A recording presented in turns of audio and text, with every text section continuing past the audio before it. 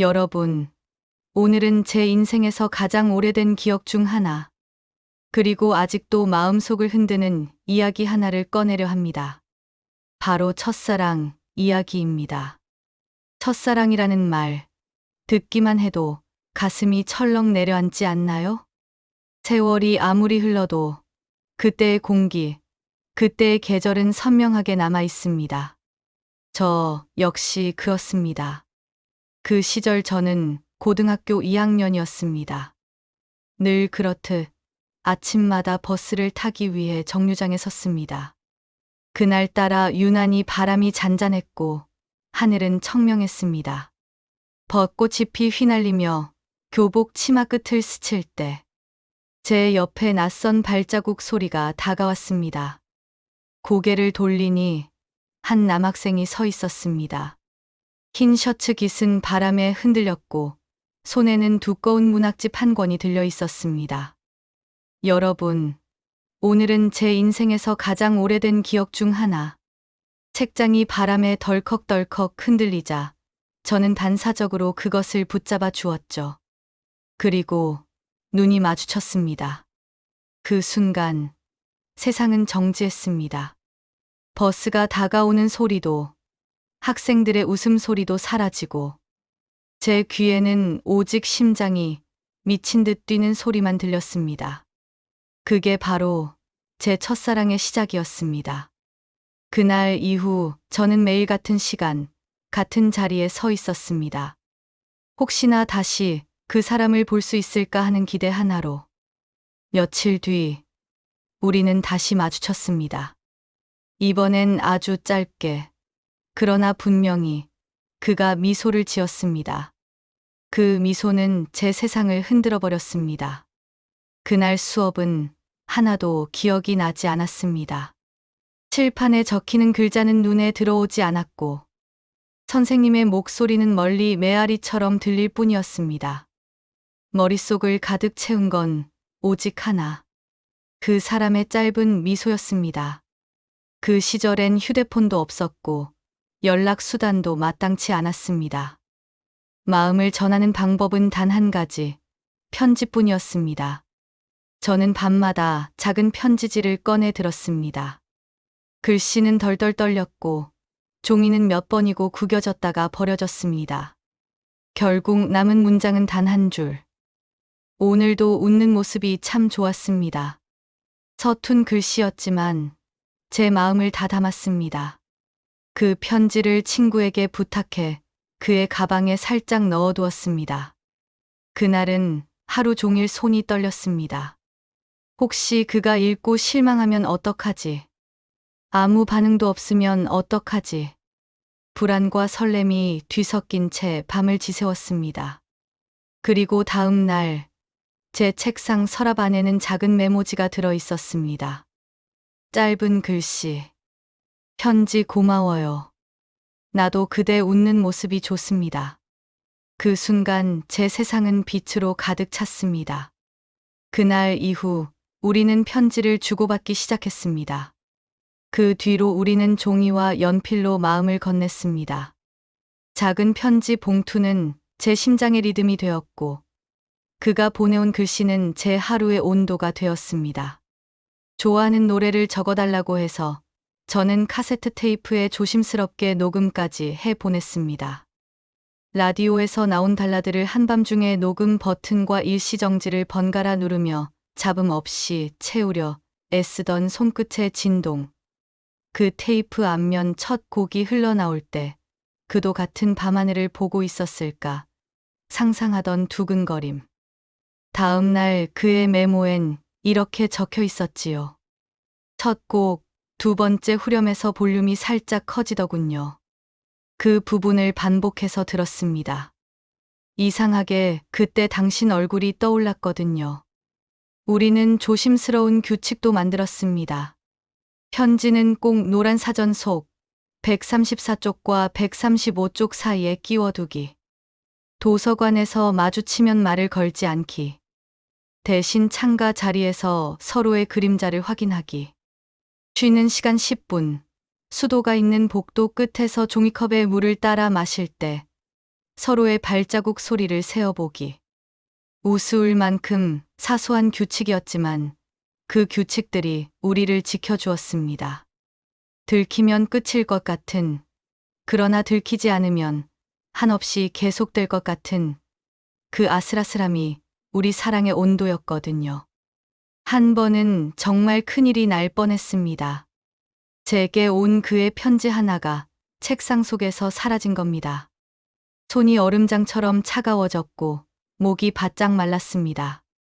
누군가 가져갔다는 공포가 등골을 타고 올라왔습니다. 쉬는 시간 복도 끝에서 그와 눈이 마주쳤고 제 표정을 본 그는 아무 말 없이 교실 문짝을 살짝 닫고 문틈으로 작은 종이를 건넸습니다. 아마 청소하다가 바닥에 떨어진 걸 내가 먼저 주웠을 거예요. 걱정하지 마요. 그 짧은 문장 끝에 찍힌 작은 점 하나까지도 내내 떨려 보였고 저는 그 종이를 양손으로 감싸며 화장실 칸에 숨어 한참을 울었습니다. 혼자가 아니라는 감각, 누군가가 내 실수를 조용히 덮어주었다는 안도감, 그리고 마음이라는 게 이렇게나 무겁고도 따뜻한 덩어리라는 걸 그날 처음 알았습니다. 비가 세차게 내리던 날, 우리는 처음으로 우산을 함께 썼습니다. 정류장 지붕 아래에 서 있는데 그는 우산을 살짝 들어 제 머리 위로 기울여 주었습니다. 젖은 운동화에서 나는 고무 냄새, 바닥에 튀는 물방울, 가로등 아래로 흐릿하게 번지던 빛. 저는 우산살을 붙잡은 그의 손등을 힐끔히 봤습니다. 손마디에 잔 흠집이 있었고 그럴 때마다 그는 습관처럼 엄지로 그 자리를 문지르곤 하더군요. 집에 돌아오니 교복 소매가 젖어 있었고 엄마가 묻기도 전에 일기장에 먼저 기록을 남겼습니다. 오늘 비가 내렸다. 그 사람의 우산은 내 머리 위로 기울어져 있었고 나는 그것이 세상에서 가장 안전한 천장 같다고 생각했다. 도서관에서도 몇 번 더 마주쳤습니다. 그날은 특히나 사람이 많아 자리가 없어 서로 마주보는 열람대에 앉게 되었지요. 우리는 페이지를 넘기는 속도를 맞추며 마치 약속이나 한 듯 같은 장에서 계속 멈추곤 했습니다. 연필이 종이에 닿는 소리, 먼지 냄새, 창문 틈으로 들어오는 오후의 햇빛. 내내 고개를 숙이고 있던 그는 갑자기 책 귀퉁이에 무엇인가를 그리더니 페이지 모서리를 접어 제게 보이도록 책을 살짝 들어 올렸습니다. 네, 잎클로버. 저는 의미를 대번 읽었습니다. 행운, 그리고 나. 그 순간 제 가슴 한가운데에 보이지 않는 깃발이 꽂히는 소리를 들었습니다. 물론 순탄하기만 한 건 아니었습니다. 제 반 친구 한 명이 그를 오래전부터 좋아하고 있었다는 소문이 돌기 시작했습니다. 수업 뒤풀이에서 그 친구는 일부러 제게 말을 걸었지요. 너 요즘 누군가랑 자주 도서관 가지. 너랑 비슷한 시간대에 들어가고 나오는 사람이 있던데. 그 말투가 왜 그렇게 날카롭게 들렸던지. 저는 아무렇지 않은 척 웃으며 그럴 리가라고 대답했지만 손바닥이 식은땀으로 젖었습니다. 그날 저녁 그에게 장문의 편지를 썼다가 5번이나 찢어버렸습니다. 남을 다치게 하지 않으려는 마음과 나를 지키려는 마음이 사납게 부딪혔습니다. 결국 보낸 건 아주 짧은 문장 하나였습니다. 잠시 편지 주고받는 걸 쉬면 좋겠어요. 답장은 다음 날 도착했습니다. 좋아요. 대신 쉬는 동안에도 당신의 웃음을 떠올리는 일까지 쉬지는 않을게요. 그 짧은 고요는 우리를 시험했습니다. 복도에서 스치면 우리는 모르는 사람처럼 지나쳤고 계단참에서 숨이 찰 때면 서로 반층의 거리를 뒀습니다. 이상하게도 그 거리가 우리를 더 생각하게 만들었습니다. 말하지 못한 문장들이 머릿속에서 자꾸 모양을 바꾸었고 전하지 못한 마음은 다른 감정으로 번졌습니다. 질투, 미움, 자책, 애틋함. 감정은 늘 단수가 아니라 복수형으로 찾아왔습니다. 학교 축제 날, 저는 방송반 아르바이트를 했고, 그는 문예반 전시를 준비하고 있었습니다. 복도에 걸린 사진들 사이로 그는 제 쪽을 흘끗 보더니 벽에 붙은 큰 종이에 이렇게 써 붙였습니다. 누군가의 망설임이 끝나는 곳에서 이야기는 시작된다. 저는 그 문장을 멍하니 서서 오래 읽었습니다. 마이크를 잡아 사회자의 멘트를 건네야 하는데 혀가 굳어버린 듯 말이 나오지 않았습니다. 대신 마음속에서 수없이 반복했습니다. 망설임이 끝나는 곳. 이야기의 시작. 그러니까 우리가 끝냈던 것은 사실 망설임이었다는 걸 그때서야 조금 알 것 같았습니다. 좀 더 솔직해지기로 마음먹었던 어느 날 작은 사건이 일어났습니다. 과학실에서 실험을 하다가 비커를 깨뜨렸고 선생님이 크게 화를 냈습니다. 반 전체가 어수선해진 사이 저는 자리에서 일어나 제가 치우겠습니다라고 말했지요. 그때 문틈으로 그가 고개를 내밀어 휴지 뭉치를 건넸고 서로의 손이 살짝 스쳤습니다. 차갑고도 따뜻한 온도. 선생님의 시선이 번개처럼 번저와 둘을 꿰뚫는 듯했지만 아무도 아무 말도 하지 않았습니다. 나는 내 자리로, 그는 문 밖으로. 그러나 우리의 심장은 정확히 같은 속도로 뛰었습니다. 결정적인 밤은 봄이 거의 저물어갈 무렵 찾아왔습니다. 라디오에서 옛 가요가 흘러나오고 창밖은 비가 오려는지 바람이 묘하게 눅진했습니다. 그는 그날 처음이자 마지막으로 길디긴 편지를 보냈습니다. 종이 4장. 첫 장에는 당신이 울었던 날, 나는 처음으로 누군가를 위해 무릎을 꿇고 기도했습니다라고 쓰여 있었고, 두 번째 장에는 우리 둘만의 규칙들이 빼곡히 적혀 있었으며, 세 번째 장에는 도서관에서 그려준 네잎 클로버 이야기가 다시 한번 등장했습니다. 그리고 네 번째 장, 마지막 문장. 아마 곧 내가 여기 없을 수도 있습니다. 그렇더라도 내가 없다는 사실만 내 이름처럼 또렷할 겁니다. 그래서 미리 미안합니다. 종이 끝이 미세하게 젖어 있었고 그 젖음이 눈물인지 빗물인지 저는 구분하지 못했습니다. 아니, 구분하고 싶지 않았습니다. 소문은 빠릅니다. 전학이라는 말은 어느새 사실로 굳어졌고 그는 점점 더 학교에서 보이지 않았습니다. 영문을 묻고 싶은데 묻는 순간 끝이라는 생각이 의지를 붙잡았습니다. 다시 편지를 쓰려 펜을 들면 글자는 자꾸 길을 잃었습니다. 가지 마요. 이 세 글자를 쓰고 또 지우기를 반복했습니다. 바보처럼 종이만 교체하다가 밤을 넘겼고 새벽녘에 가까스로 한 줄을 남겼습니다. 내일 정류장에서 볼 수 있을까요? 다음 날 저는 평소보다 1시간이나 일찍 정류장에 도착했습니다. 바람이 강해 버스 표지판이 덜컥거렸고 먼 발치서 빗방울이 몇 알 흩날렸습니다. 시간이 한없이 늘어지는 듯했고 버스가 2번, 3번, 4번 지나가는 동안에도 그는 나타나지 않았습니다. 마지막으로 온 버스가 정류장을 빠져나가려 할 때 멀리서 그의 실루엣이 보였고 저는 뛰었습니다. 숨이 턱 끝까지 차올라 이름 대신 바람 같은 소리만 흘러나왔습니다. 버스 문이 닫히고 곧 출발할 듯 엔진이 울었습니다.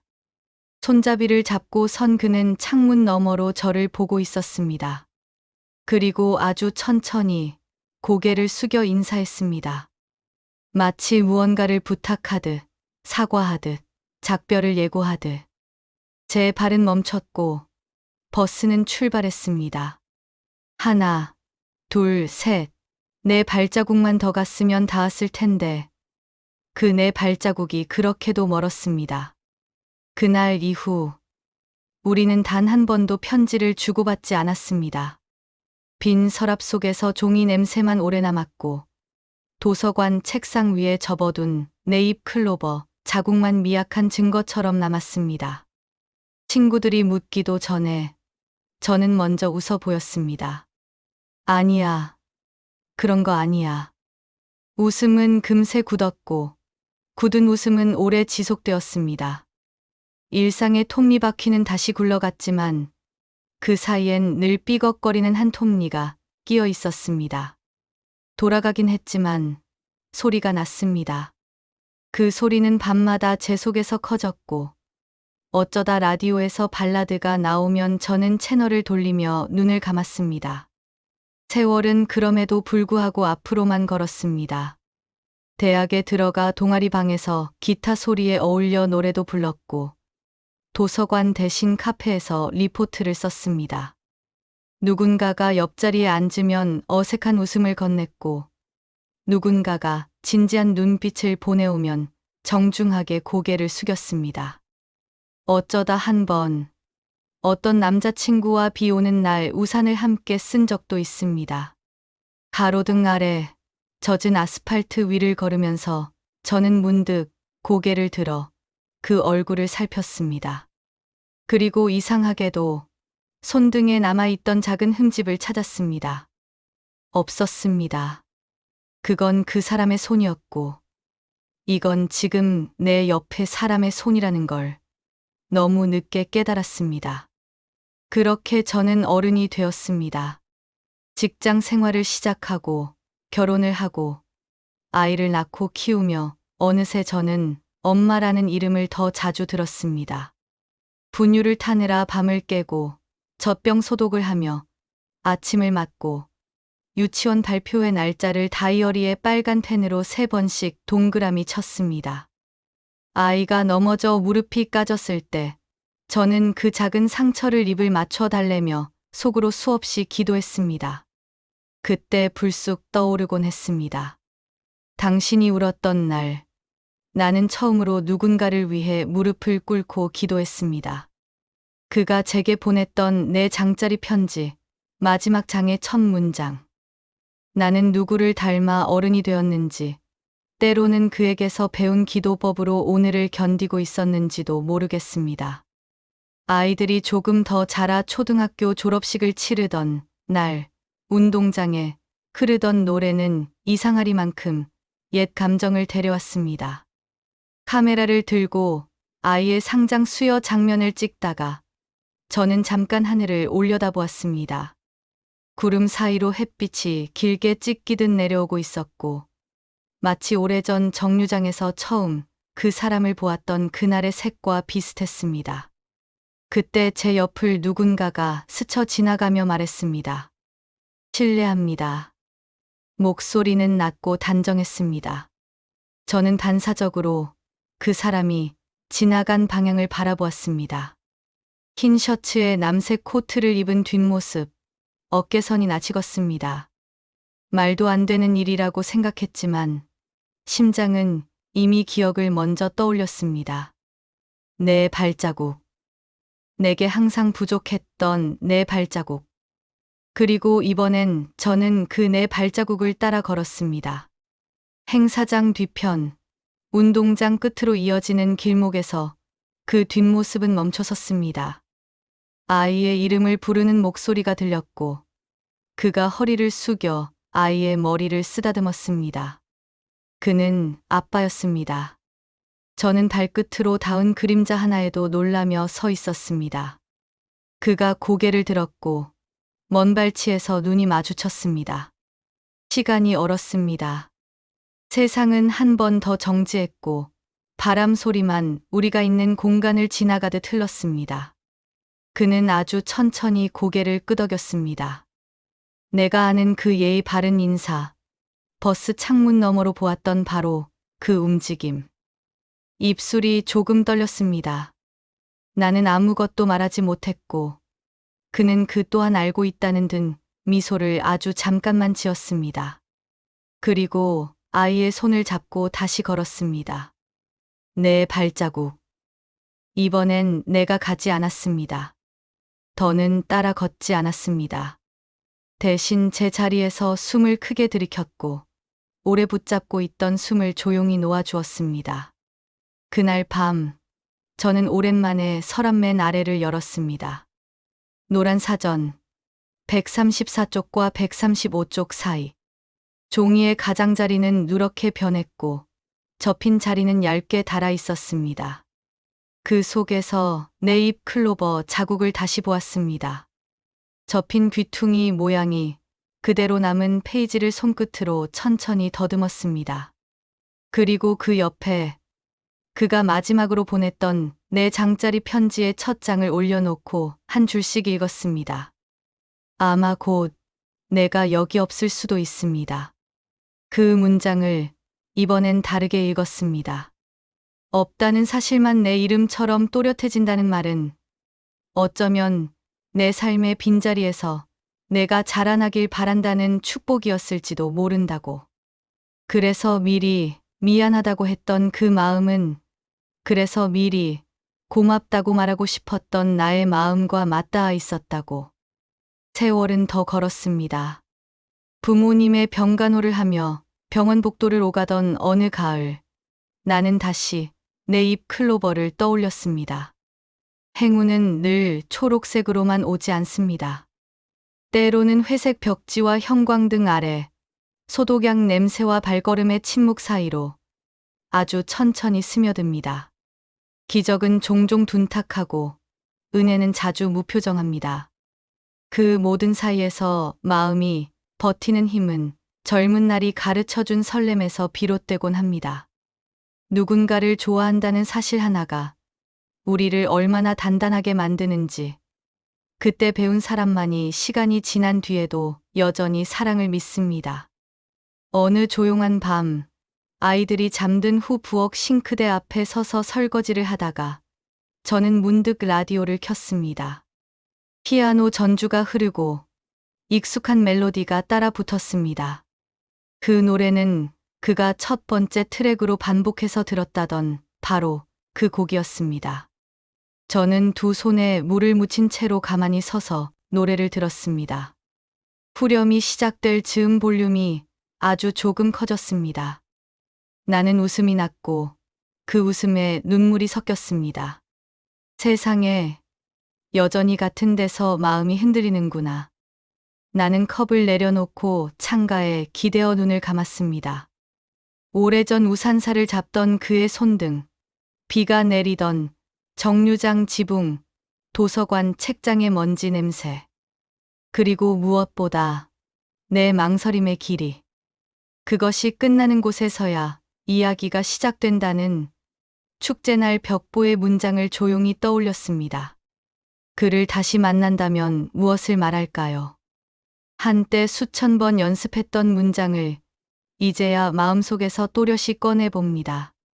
당신을 좋아했어요. 정말 많이. 그래서 오래 미안했고, 그래서 오래 고마웠어요. 당신이 내게 가르쳐준 용기 덕분에 나는 다른 사람을 사랑할 수 있었어요. 나는 엄마가 되었고, 누군가를 위해 무릎 꿇고 기도하는 법을 배웠어요. 그건 내 인생의 전성기였고, 그 전성기의 불씨는 아마 당신에게서 옮겨붙은 것이었을 거예요. 첫사랑은 결국 이루어지지 않았습니다. 그러나 이루어지지 않았다는 말은 끝났다는 말과 같지 않습니다. 끝난 이야기는 문장을 닫지만 이루어지지 않은 사랑은 마음 어딘가를 열어둡니다. 우리는 그 열린 틈으로 바람을 들이고 빛을 들이고 때로는 빗물을 들입니다. 그 과정에서 사람은 조금씩 변합니다. 더 부드러워지고, 더 단단해지고, 더 느리게 사랑하게 됩니다. 느리게 사랑한다는 것은 오래 사랑한다는 말과 닿아 있습니다. 그리고 오래 사랑하는 법은 젊을 때 배우지 못하면 나이 들어서는 더 어렵습니다. 그러니 첫사랑은 실패가 아니라 연습이었고, 그 연습은 너무나 아름다워서 가끔은 본 무대보다 더 기억에 남습니다. 창밖에 벚꽃이 또 핍니다. 올해의 꽃은 작년과 다르고 또 내년과도 다르겠지요. 그러나 내 눈에 보이는 벚꽃은 언제나 같은 봄의 얼굴을 하고 있습니다.